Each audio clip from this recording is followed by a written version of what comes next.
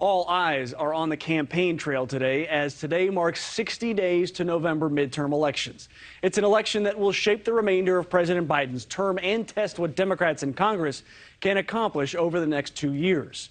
Over the last few weeks, we have witnessed the president take more of a competitive approach as he calls out former President Donald Trump and the GOP.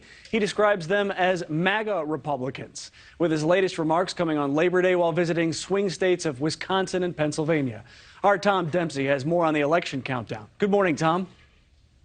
Good morning, Mitch. Yeah, with this morning marking 60 days until Election Day, campaigns will really start going into overdrive. In fact, President Joe Biden will be leaving the White House here later today to head to a special fundraiser being put on the Democrats as he takes on, his campaign message on the road. The Democratic National Committee will be holding a special fundraiser not too far from here in National Harbor, Maryland, and the president is expected to speak at that event. The president's seen a very busy schedule recently for speeches, and he's called out, quote, MAGA Republicans, saying they threaten the country, and these upcoming midterms are going to be normal versus extremism. But, President Joe Biden has seen some momentum recently. In fact, his approval numbers are at their highest level in a year, up almost 10% in Quinnipiac polls. They still remain somewhat low, though, and many key battleground states remain, very close right now. Here's some of the key battleground states we're watching, Arizona being one of them. Senator Mark Kelly is up less than 5 percentage points over Blake Masters in the Senate race there. Over in Ohio and Georgia, races are even tighter. Decision Desk HQ has Senate races in both split by only 1.9 percentage points. In Pennsylvania, John Fetterman has a lead of just over 4 percentage points over Dr. Oz. That race has gotten all sorts of national attention. In fact, just yesterday, Fetterman announced he will debate Oz in the middle of October.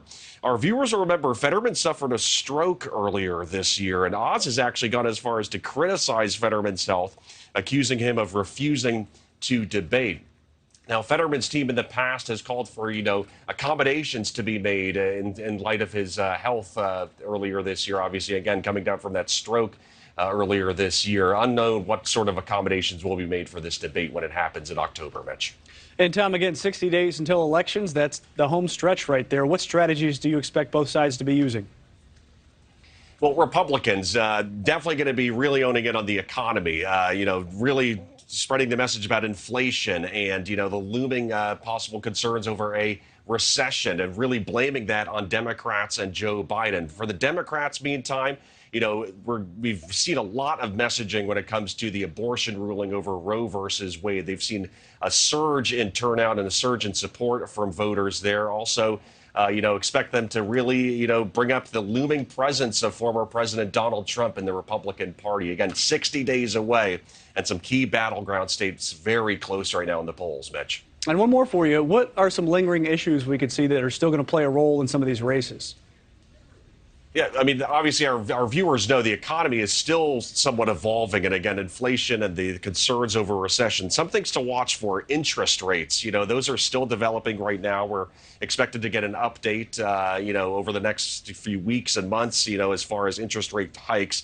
The higher they go, the more of a concern that'll be for President Joe Biden and Democrats, because, again, Republicans are really going to push that economic message. Another thing to keep in mind, the FBI investigation with former President Donald Trump. It's still unknown what exactly will be happening with that, but both parties will be watching that very closely, Mitch. All right, that's Tom Dempsey reporting live from Washington. Tom, thank you for that. Thank you for watching. Go to newsnationnow.com to find NewsNation on your television provider. And don't forget to click the red subscribe button below to get more of NewsNation's fact-driven, unbiased coverage.